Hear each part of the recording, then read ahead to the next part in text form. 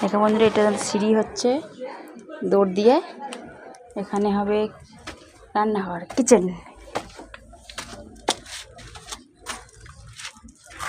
জয়িতা দেখো কোথায় আছে, জয়িতা হয় সিঁড়ি ঘরে। হ্যাঁ, এটা হচ্ছে ঘর, এটা হচ্ছে ঘর লিল্টনের। তক্তা সেটিং হয়ে গেছে। এখানে হচ্ছে বাথরুম। এটা এখন জাস্ট এরকমভাবে ভাঙা হয়েছে, এখানে যাওয়ার রাস্তা নেই, কিন্তু পিছনে যে জায়গা আছে এটা ভেঙে পিছনে করে নেওয়া হবে।